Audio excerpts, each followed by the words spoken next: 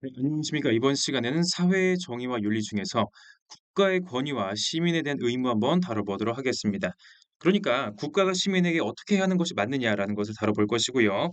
그 다음번 시간에는 시민이 국가에게 무엇을 해야 하느냐, 시민이 어떻게 참여해야 되느냐를 다뤄볼 것이니까요. 자, 이번 시간 한번 가보도록 하겠습니다. 자, 대단원 3의 세 번째 단원으로 넘어왔네요. 자, 도대체 내가 왜 법을 지켜야 하느냐? 분명히 국가는 법이라고 하는 강제력을 가지고서 시민들에게 이래라 저래라 합니다. 그걸 내가 왜 따라야 되지? 국가는 애초에 왜 존재하는 걸까요? 국가의 존재 이유로부터 이것을 추론해 볼 수가 있겠고요. 국가가 행사하는 바로 그 강제력, 이 법이라는 것이 어떨 땐 정당할 것이고 어떨 땐 아닐 수도 있는데 이것을 정당하다고 하는 이유는 개인이 개인에게 강제력을 행사하면요 폭력이 되는 것인데 경우에 따라서는 그런데 국가가 하는 강제력은 우리가 옳다라고 인정할 때가 있는 것이죠. 왜 그런 것일까? 국가가 나에게 도대체 무엇을 해주기 때문에 이런 것들을 용인하는 것일까라고 얘기해 볼 수가 있겠습니다. 자, 국가의 권위는요. 시민들을 통제하거나 지휘하거나 통솔하게 하는 힘, 명령권, 통치권이 되겠습니다. 국가가 강제로 이러이러 저러이러 하는 것이죠. 자, 뭐다? 시민들에게 당신들은 이러한 의무가 있으니까 무언가를 해야 돼. 국가도 마찬가지로 시민들에게 어떤 의무를 지고 있다라는 것을 얘기해 주고 있는 것입니다. 즉, 국가가 행사할 수 있는 정당한 권위, 힘과 강제력이 있다는 것이고요. 즉, 국가가 그 강제력을 가지고서 마땅히 무언가 일을 해야 된다는 것입니다.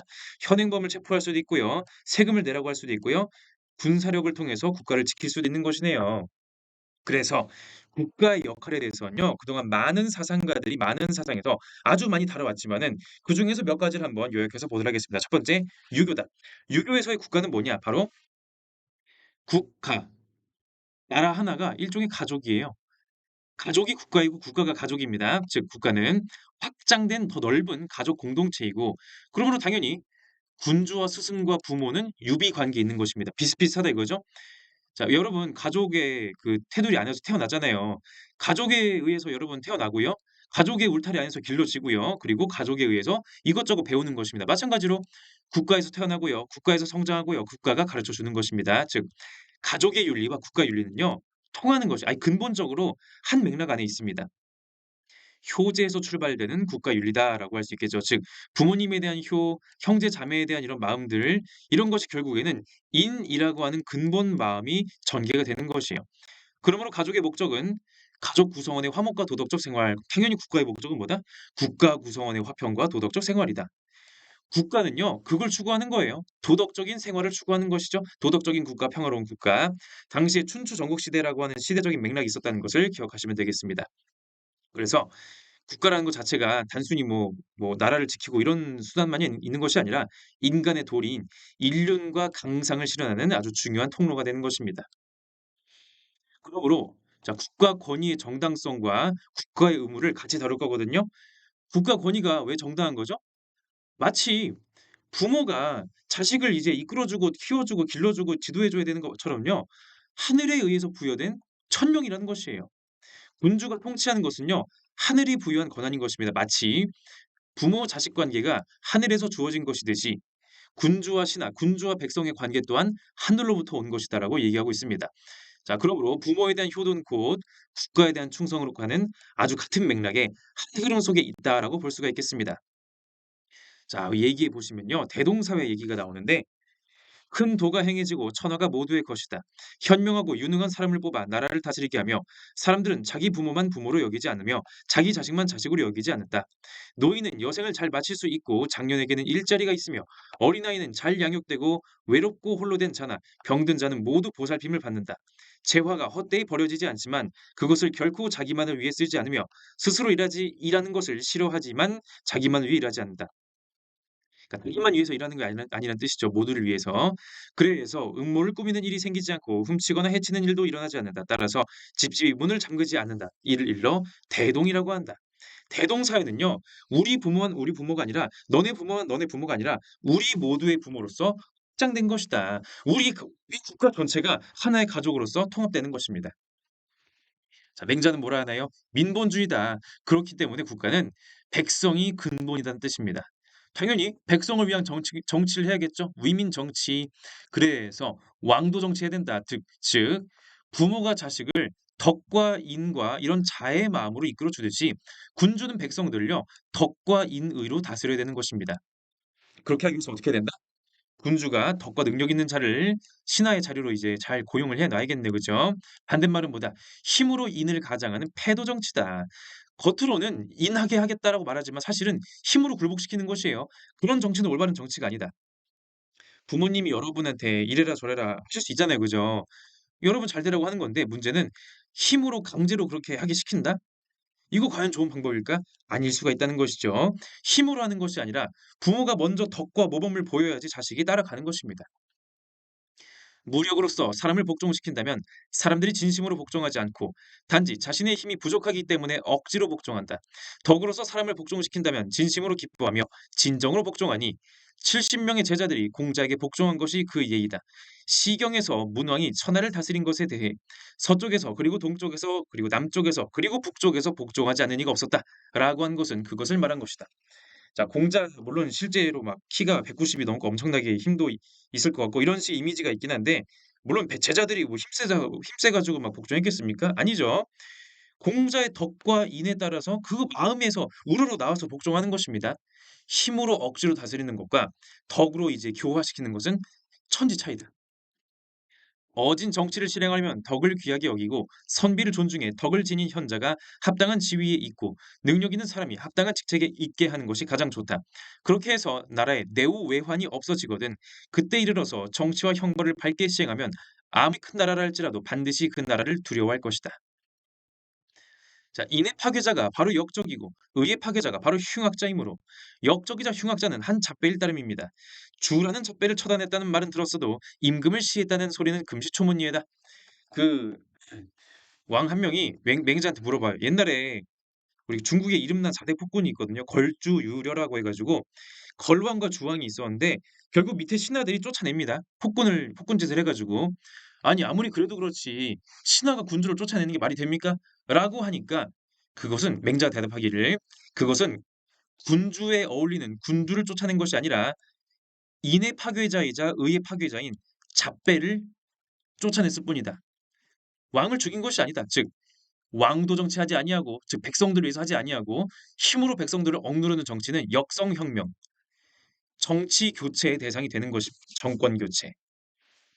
그래서 국가는 민본주의를 실현하기 위해서 뭘 해야 된다? 경제적인 안정, 백성을 책임지는 복지를 실행해야 된다는 것입니다. 자, 공정하게 재원 분배해야겠죠. 특정인들만 돈을 많이 가지고 있고 특정인들은 배고파 죽으려고 하고 뭐 기본적인 것이 없고 이러면 안 되겠죠, 그죠? 왜 그러냐면요. 항산이 있어야 항심이 있기 때문에 그렇습니다. 항산, 항상된 생산물 즉 안정적인 생업을 말하는 것이죠. 군자는 이미 도덕성을 했기 때문에 배고프고 돈이 없어도 비도덕적으로 하지 않습니다. 하지만 백성들은요. 아직은 교화가 안 됐어요.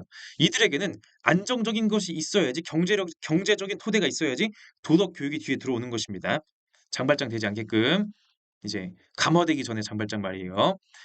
백성들이란 안정적인 생업이 있으면 안정된 마음을 가지게 되고 안정된 생업이 없으면 안정된 마음이 없게 됩니다. 만약 안정된 마음이 없으면 방탕하고 편벽되고 사특하고 사치한 행동을 하지 않음이 없게 될 것입니다.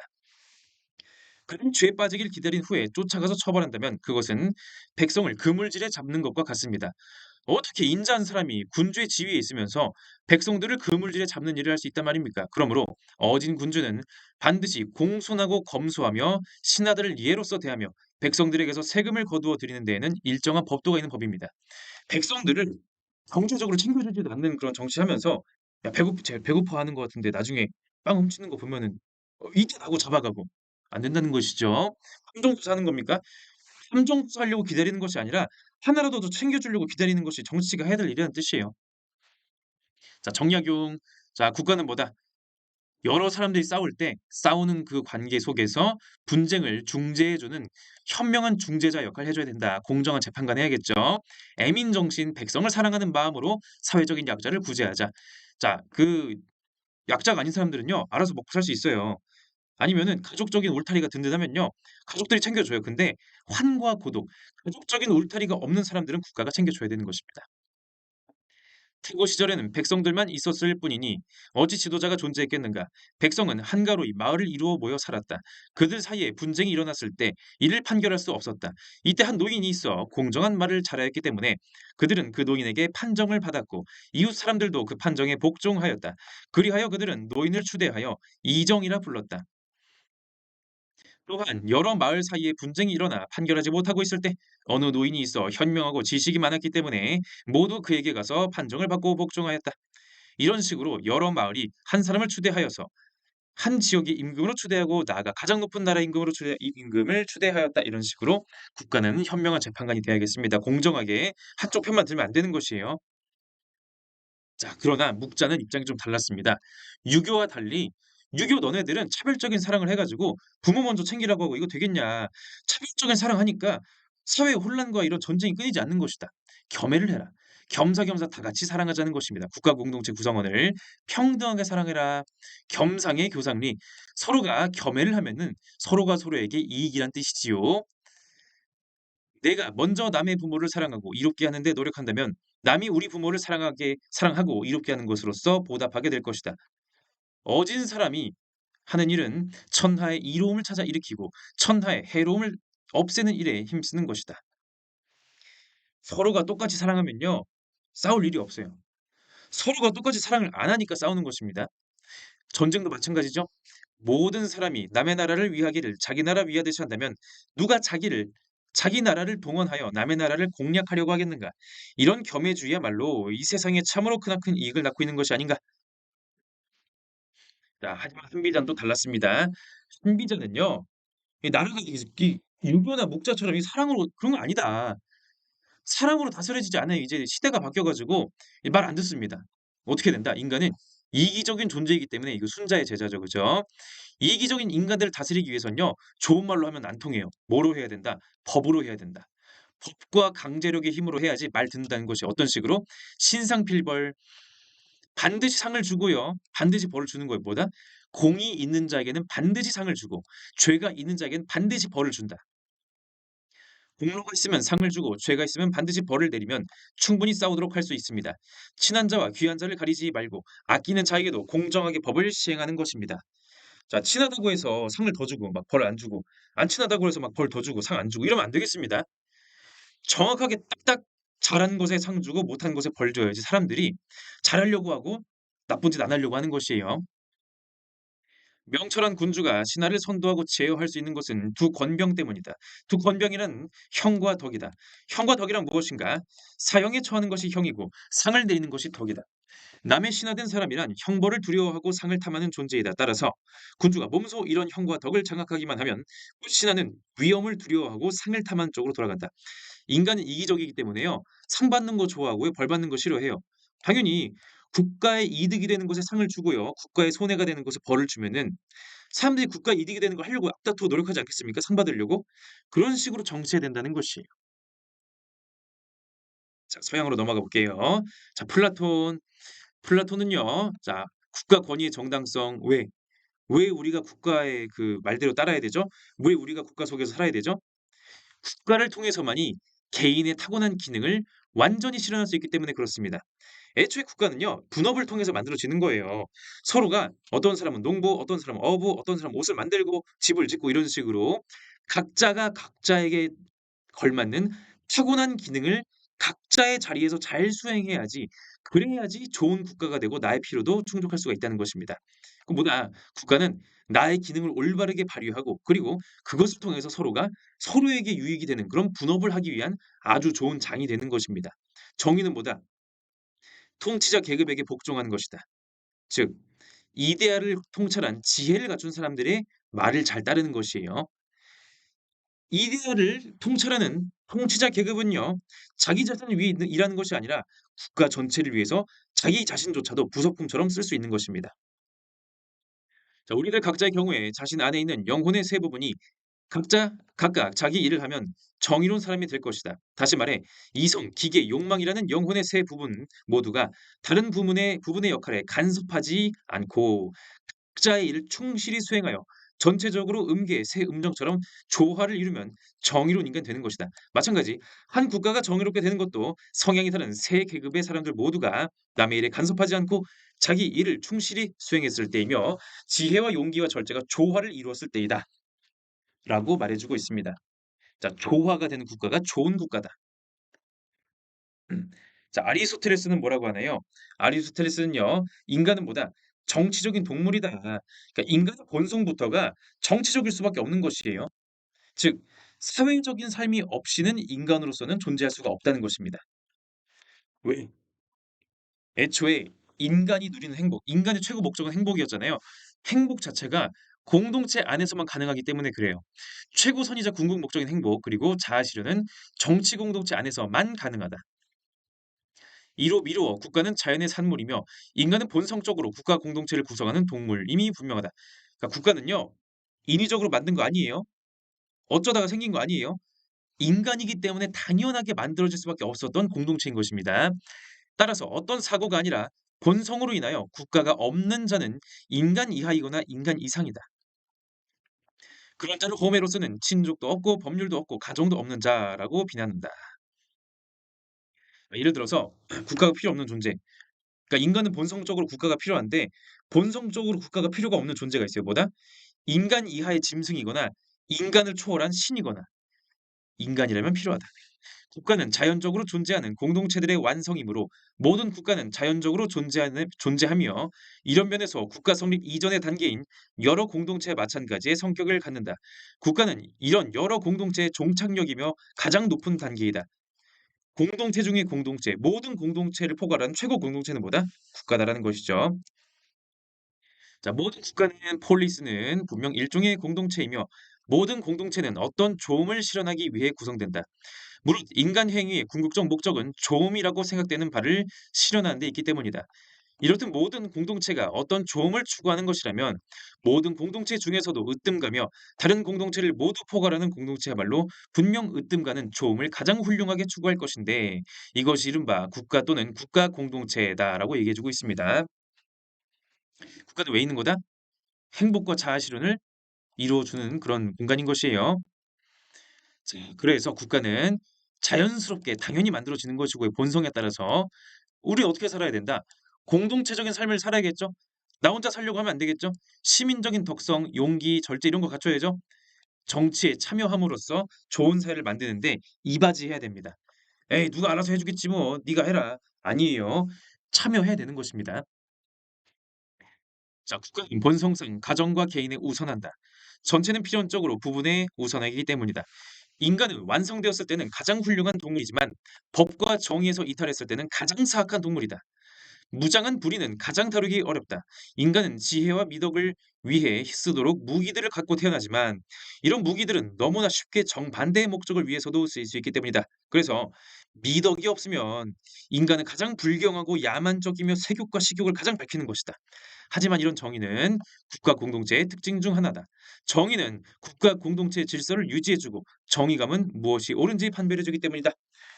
옳고 그름을 판별하는 것은요, 나 혼자 하는 게 아니고요. 우리 공동체 맥락 속에서 같이 하는 겁니다. 애초에 정의, 절제 이런 식의 미덕들, 덕들 자체가 나 혼자 만드는 것이 아니라 사회생활 속에서 적절한 것이 무엇일까? 적절한 행동, 적절한 태도, 적절한 시점, 적절한 타이밍, 상황에 따라서 우리 사회 맥락에 따라서 고려하는 것이기 때문에 내가 어떤 사회에 살고 있냐, 내가 산 사회에서 강조하는 것은 무엇이냐, 내가 우리 사회에서 어떤 역할을 맡고 있고 내가 어떤 책임을 져야 되느냐 이런 것들에 주목해야 된다는 것이에요. 그래서 여기까지가 고대 사상의 주로 얘기였고요. 자, 우리 국가 권위를 따르는 근거는요. 동의론과 혜택론도 있습니다. 자, 간단합니다. 동의론, 동의했다 이거예요. 혜택론, 이익이 된다 이거예요. 국가 권력에 왜 복종하죠? 동의론. 내가 동의한 거니까.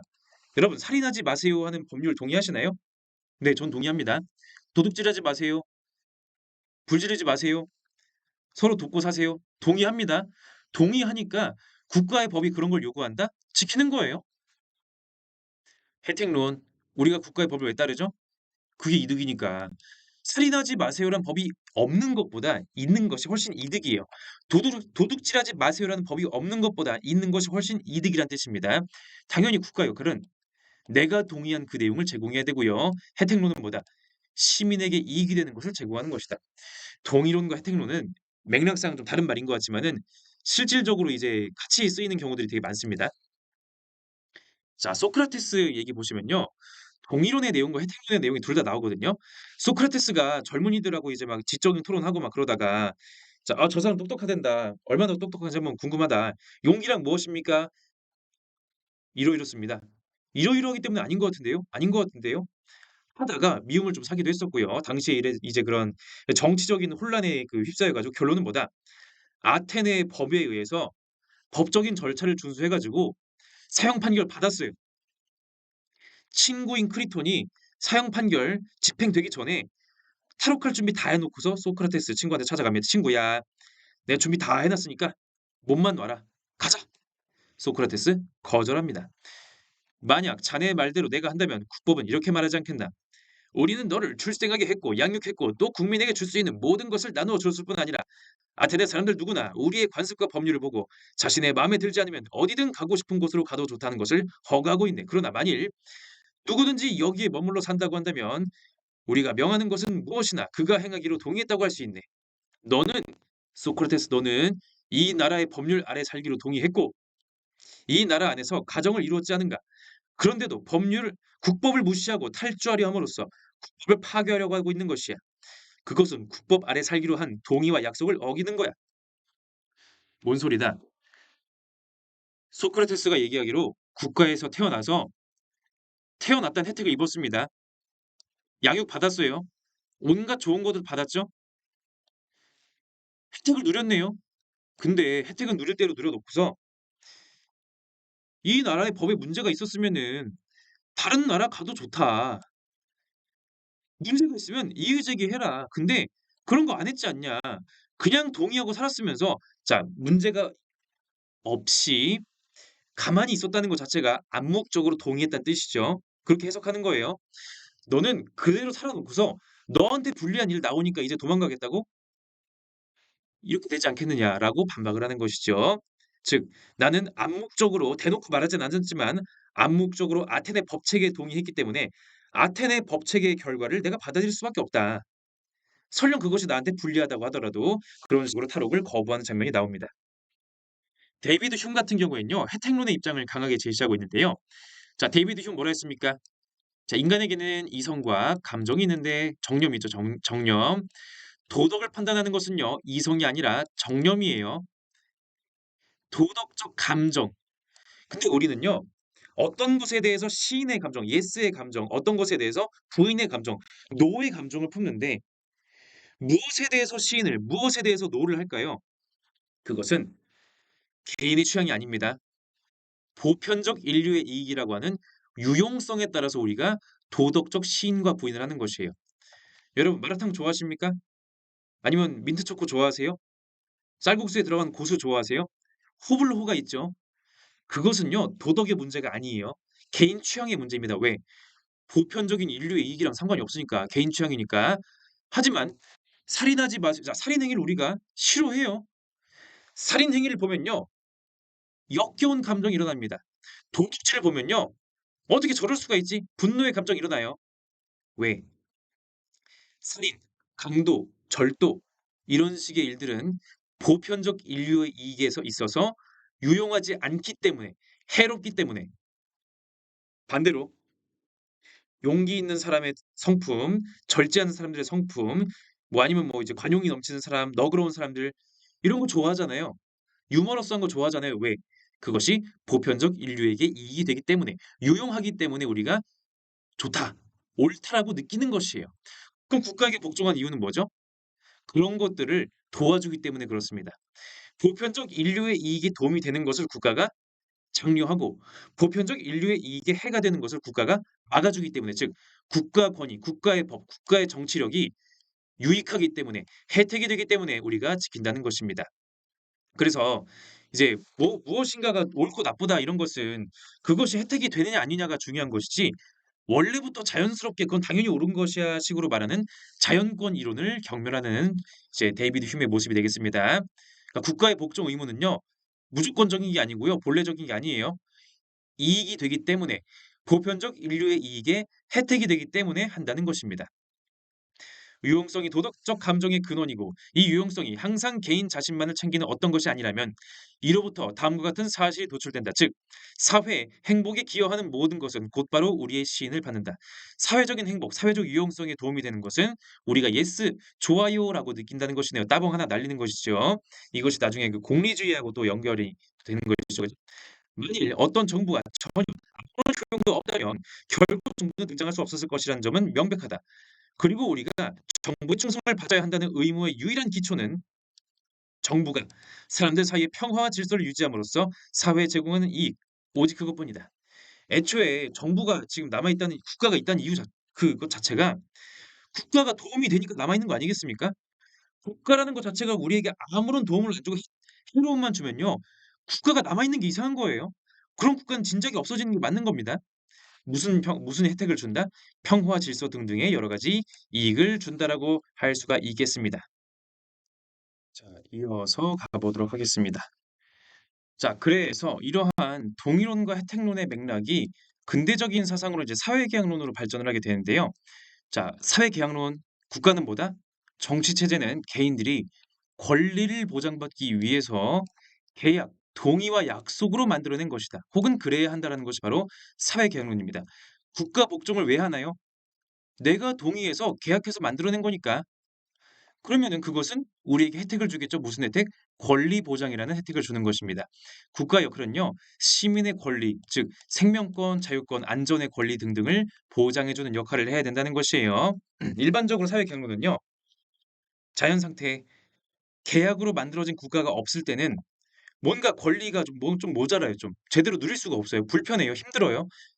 그래서 사회 계약을 함으로써 동의를 바탕으로 정치 공동체, 정치적 권위를 형성하고 그렇기 때문에 우리가 정치 공동체와 법에 복종하는 정당성이 생긴다는 것입니다. 자, 홉스, 로크, 루소, 롤즈까지 간단하게 보도록 할 텐데요. 토마스 홉스 어떻다? 우리 그 윤리와 사상 시간에 보긴 했었거든요. 자, 자연 상태. 홉스의 자연 상태는 뭐다? 전쟁 상태예요. 왜? 국가가 없는 자연 상태니까 사회 규범, 법, 질서, 뭐가 옳고 그른지 도덕이 없어요. 인간은 뭘 가지고 있다? 자연권, 내추럴 라이트를 소유한다. 즉, 내 생명을 보존하기 위해서 내가 하고 싶은 대로 뭐든지 할 수 있는 자유, 멋대로 할 수 있는 자유만 가지고 있어요. 그럼 어떻게 하는 거죠? 서로가 자기의 자유를 위해서 투쟁하고 싸우고 죽고 죽이고 뺏고 뺏기고 전쟁 상태, 이기적인 전제는 필연적으로 만인에 대한 만인의 투쟁을 벌이게 되고 결과적으로 뭐다? 내 생명과 나를 지키기 위해서 자연권을 행사했는데 결국은 뭐다? 내가 위험해졌습니다. 천성적으로 자유를 사랑하고 타인을 지배하기를 좋아하는 개인이 커먼웰스 국가 속에서 구속을 스스로 부과하는 궁극적인 원인과 목적과 의도는 자기 보존과 그로 인한 만족된 삶에 대한 통찰에 있다. 커먼웰스는 커먼웰스의 정의는 다음과 같다.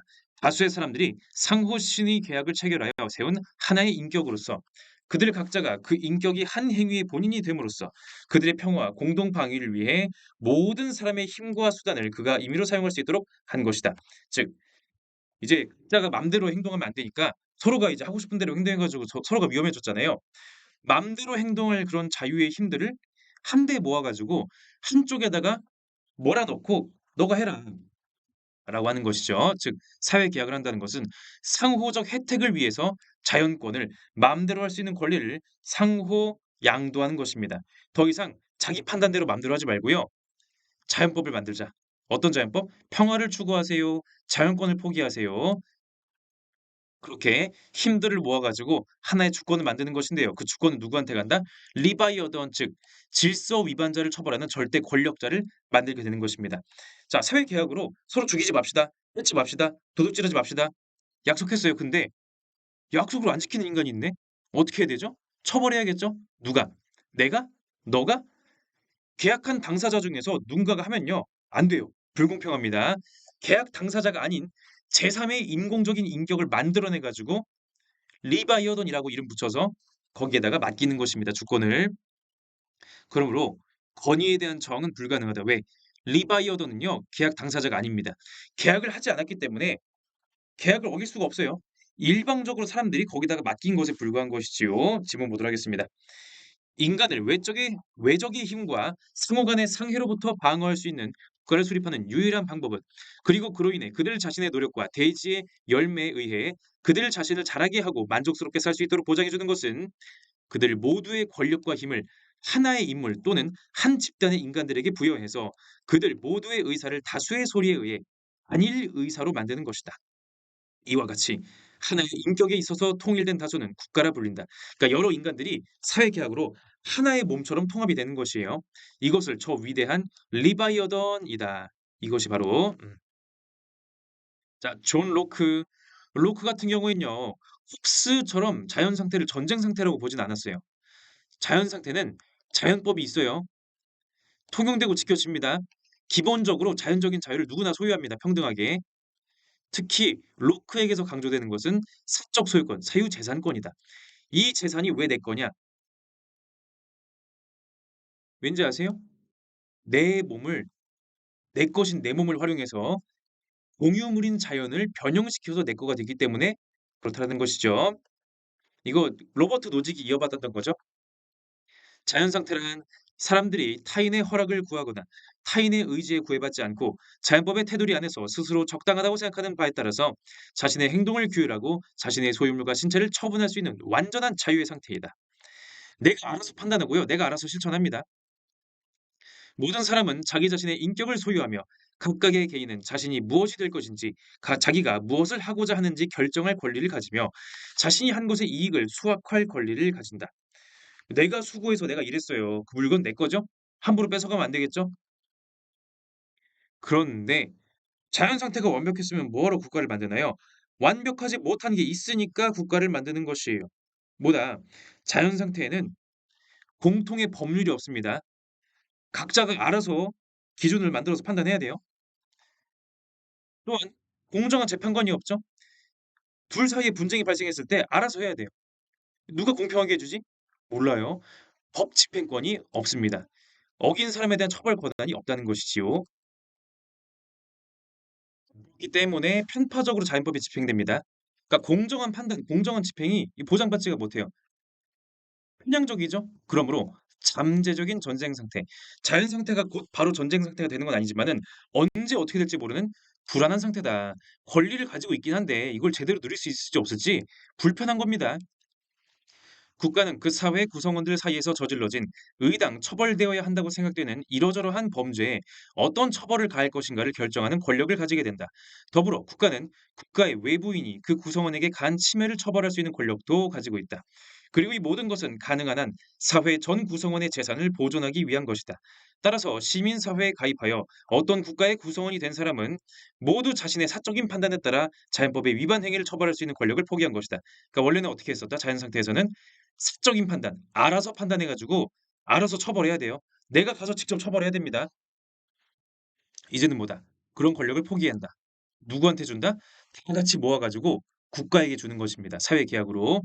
내 권리를 보장받기 위해서 개인들이 동의해 가지고 자연권을 상호 양도합니다.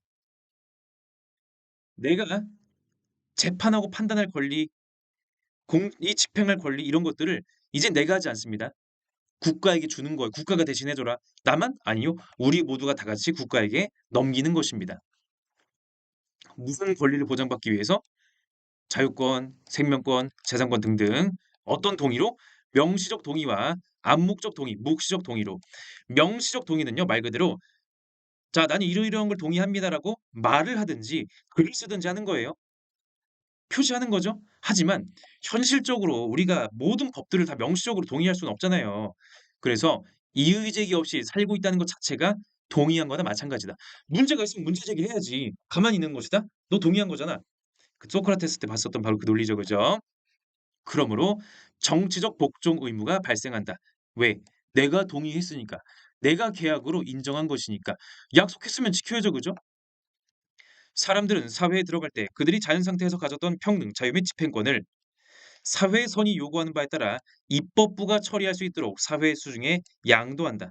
그러나 그것은 오직 모든 사람이 그 자신, 그의 자유 및 그의 재산을 더욱 잘 보존하려는 의도에서 행하는 것이다.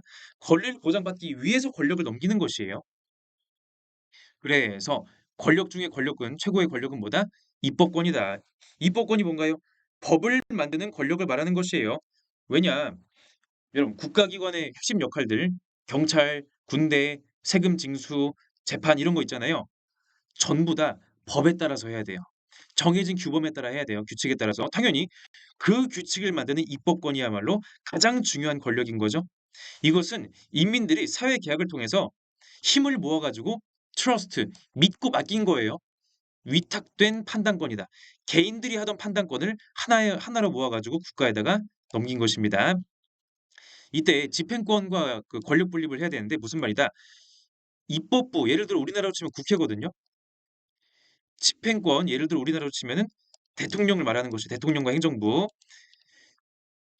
법을 만드는 권력과 법을 집행하는 권력이 한 사람의 수중에 있으면요. 한 집단의 수중에 있으면요.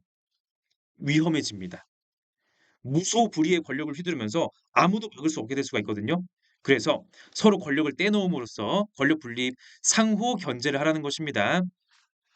사회에 있어서 인간의 자유란 사람들의 동의를 통해 국가 내에 확립된 입법권 이외의 어떤 권력에도 종속되지 않는다. 또한 입법부가 자기에게 부여된 신탁에 따라 트러스트, 제정하는 것 이외에 어떤 의지의 지배나 법의 구속에도 종속되지 않는다라고 얘기하고 있습니다. 자, 그래서 당연히 그 입법권은 법률에 따라서 행해져야 되고요. 입법권은 공동선을 넘어설 수 없습니다.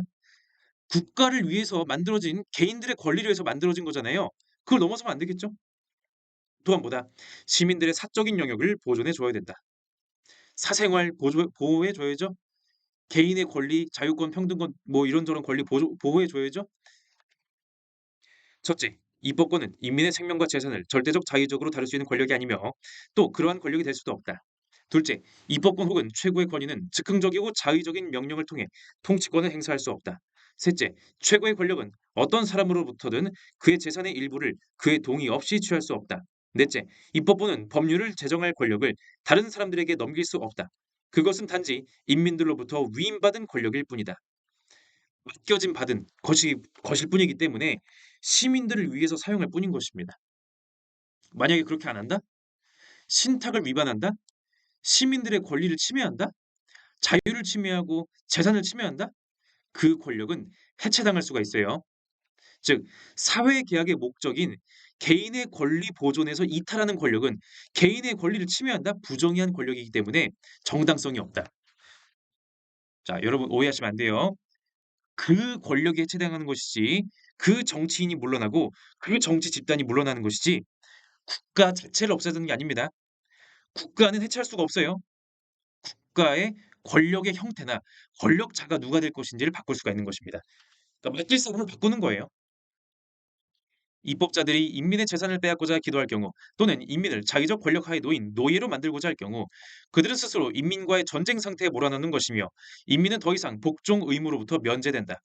입법부가 야심, 어리석음 또는 부패로 인민의 생명, 자유 및 재산에 대한 절대적인 권력을 자신들의 수중에 장악하거나 아니면 다른 자들의 수중에 넘겨줌으로써 사회 기본적인 규칙을 침해하게 된다면 그들은 인민이 그것과는 상반된 목적으로 그들에게 맡긴 권력을 신탁 위반으로 상실하게 된다.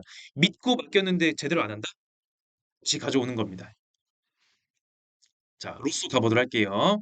루소는요, 자연 상태를 그렇게 나쁘게 보진 않았어요. 자연 상태는 뭐다? 소박한 자연인입니다. 국가가 없는 상태에선요, 그 자기들만의 그런 그 자기 인생 사는 거예요. 이제 띄엄띄엄 살면서 어쩌다 만나서 이제 뭐 그 번식하기도 하고 뭐 그냥 그런 겁니다. 기술도 없고요. 언어도 없고요. 주거도 없고요. 전쟁도 없고 동맹도 없어요. 마치 시베리아 호랑이의 그런 단독 생활과 같다고나 할까? 동포가 없기 때문에 해칠 것도 없고요. 기억할 것도 없다. 미약한 정념에 지배당하는 우정과 조화가 지배하는 평화로운 상태가 원래 자연 상태입니다. 미개인들 그들에게는 복종과 지배라는 것이 어떤 것인가를 이해시키는데도 상당히 힘이 들 것이다. 복종과 지배를 몰라요. 가로챌 수 있을 것이다. 그러나 그가 그 인간을 어떻게 복종시킬 수 있을까? 그리고 아무것도 소유하지 않은 사람들 간에 어떤 종속 관계 속박이 있을 수 있겠는가? 자, 자연 상태에선요. 소유 자체가 없어요. 네 거 내 거가 없어요. 그렇기 때문에 더 많이 가진 인간과 덜 가진 인간이 없죠. 하지만 인구가 증가하고 인간들 사이 결합이 증가하고 사회가 고도화되면 될수록 과학과 기술이 발전하면 할수록 더 많이 가진 자와 덜 가진 자의 차이, 빈부격차가 발생한다. 즉 "이건 내 거고 이건 네 거야. 내 거니까 건들지 마." 사적인 소유권이 발생하면서 빈부격차가 점점 심화되는 것입니다. 이때 많이 가진 자들이 기만을 부려서 법률과 소유권을 만들어요. "자 이건 내 사유재산이니까 건들지 마라. 건들면 처벌한다." 있는 자들이 자기들을 위해서 만든 것이죠. 불평등의 심화와 예속의 관계로 타락한다. 자 빈부격차가 뭐가 된다? 강자와 약자가 되는 것이에요. 강자와 약자가 뭐가 된다? 주인과 노예가 되는 것이에요. 결국에 불평등은 주인과 노예의 부당한 관계를 만든다. 여기서 개인은 다시 평등해진다. 왜냐하면 바야흐로 그들은 아무것도 아니며 부하는 벌써 주인의 의지 외에 아무런 법률도 갖지 않고 주인은 자기의 욕정 외에 아무런 규칙도 갖지 않으므로 선의 관념이나 정의의 원리가 다시 소멸해 버리기 때문이다. 그래서 부당한 사회, 억압적인 사회 구조 냅두면 안 되겠죠? 사회 계약을 통해서 새롭게 시작해야 된다. 자연적인 자유, 자연 상태에서 누렸던 자유를 지금은 누릴 수가 없어요. 시민적인 자유란 형태로 계약을 통해서 누리자는 것입니다. 자, 사회정론이라는 책의 앞부분에 보시면요. 사람은 자유롭게 태어났다. 하지만 여기저기 쇠사슬에 묶여 있다. 자기가 남의 주인이라고 생각하는 자도 사실은 그 사람들보다 더한 쇠사슬에 묶인 노예이다. 인민이 굴레에서 벗어날 수 있으면 또 그것은 빠르면 빠를수록 더욱 좋다. 왜냐하면 그때 인민은 지배자가 인민의 자유를 빼앗은 것과 같은 권리를 통해 자기의 자유를 회복하는 것이며 인민에게는 자유를 되찾을 자격이 있거나 아니면 인민으로부터 자유를 빼앗을 자격은 처음부터 없었던 것이기 때문이다. 원래 인간은 자유로워요. 근데 억압적인 사회 구조 때문에 자유를 못 누리고 노예처럼 살고 있었어요. 그럼 된다 안 된다? 안 된다. 그렇기 때문에 뭐다? 새로운 사회 계약으로 새로운 국가를 구성하자. 자유를 포기한다는 것은 인간임을 포기하는 것이며 인간의 권리와 의무를 포기하는 것이므로 그러한 포기는 인간 본성과 양립할 수 없을 것이다. 저는 자유롭게 안 살 건데요. 저는 노예로 살 건데요. 그런 건 인간에게 허용되지 않는다. 자유롭도록 강제되는 것입니다. 연합자의 인격과 재산을 공동의 힘 전체를 통해 방어하고 보호하며 각자가 모두에게 통합되지만 자기 자신에게만 복종하며 자 모두가 하나가 되는 거예요. 근데 서로가 동의에 따라 만든 거잖아요. 그렇기 때문에 나에게 복종한 국가에게 복종하는 것은 곧 나에게 복종하는 것입니다. 결합 이전만큼 자유로운 결사의 형태를 찾는 것이다. 사회 계약으로 사람이 잃는 것은 그의 자연적 자유와 그가 손에 넣을 수 있는 모든 것에 대한 무제한적 권리이다. 반면에 사람이 얻을 수 있는 것은 시민으로서의 자유와 그가 가진 모든 것에 대한 소유권이다. 구성원 하나하나를 그 모든 권리와 더불어 공동체 전체에 대하여 전면적으로 양도하는 것이다. 즉 나를 국가에게 바치는 거예요. 이때 나만 바치는 것이 아니라 우리 모두가 다 같이 국가에게 바치는 거예요. 그럼으로써 특정한 누군가가 주인이 되거나 노예가 되는 게 아니죠. 모두가 다 같이 시민이 되는 것입니다. 한 몸으로서. 자,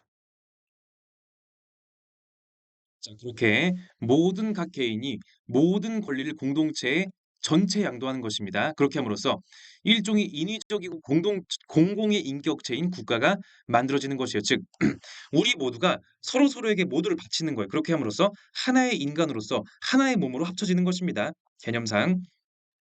나는 자연 상태에서 인간 생존에 해로운 장애물들이 강력한 힘을 발휘하여 인간의 힘을 능가해버린 시점을 가정해봤다.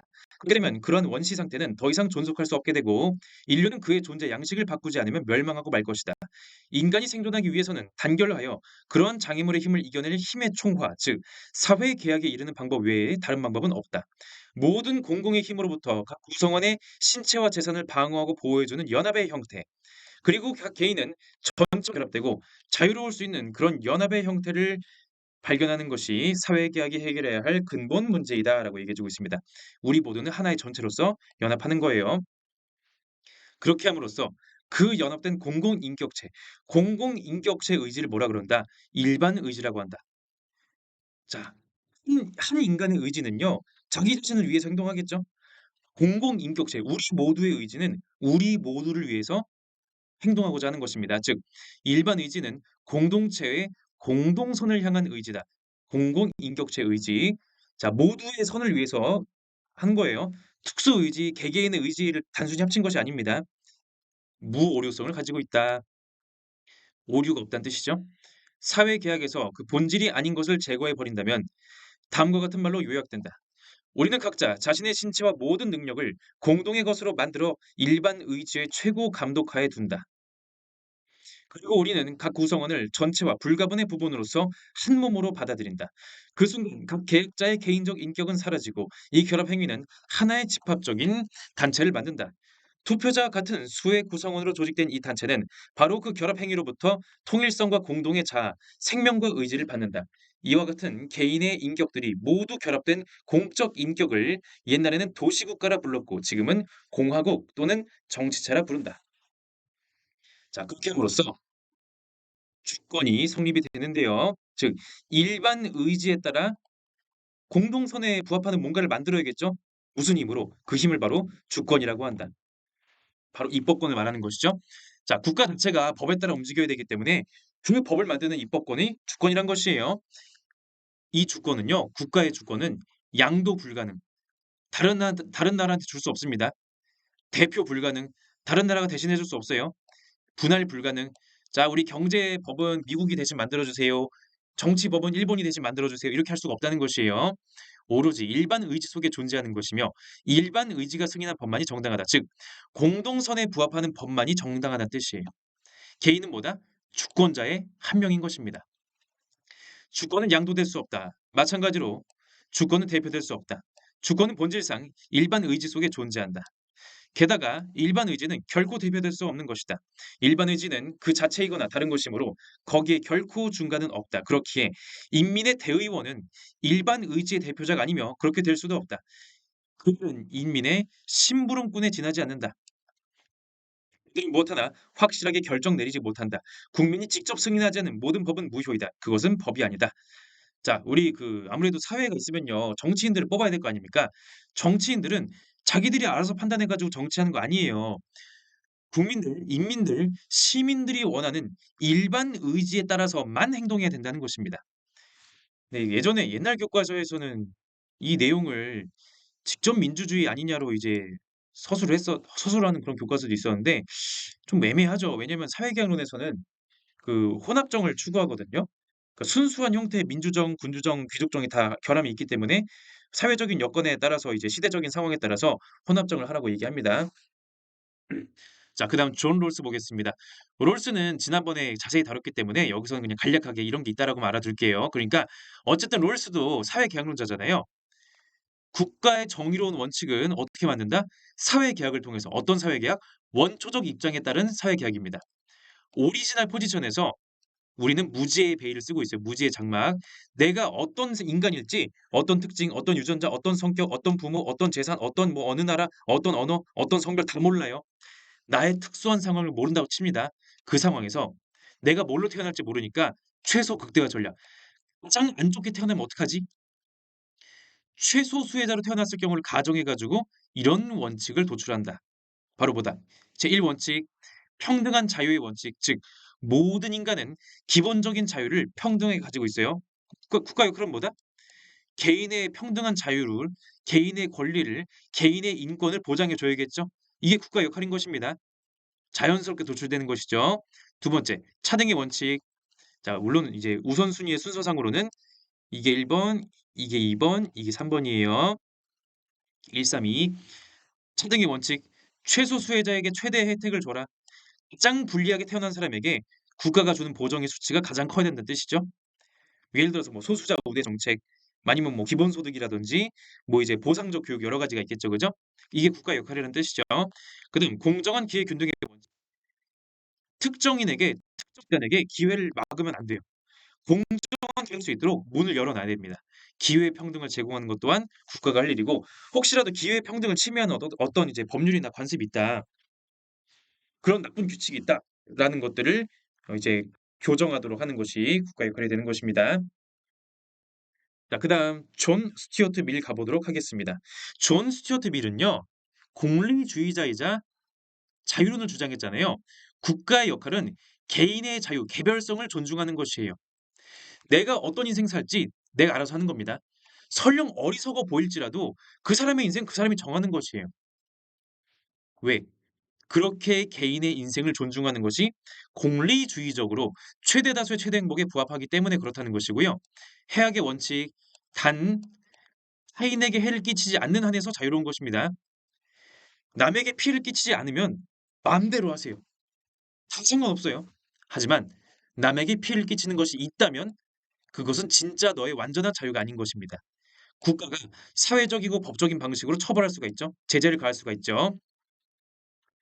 인간 사회에서 누구든 다른 사람의 행동의 자유를 침해할 수 있는 경우는 오직 한 가지, 자기 보호를 위해 필요할 때뿐이다.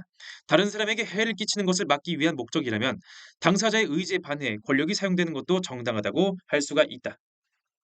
자, 그래서 지금까지 얘기들을 크게 두 가지 국가관으로 요약을 해보자면요.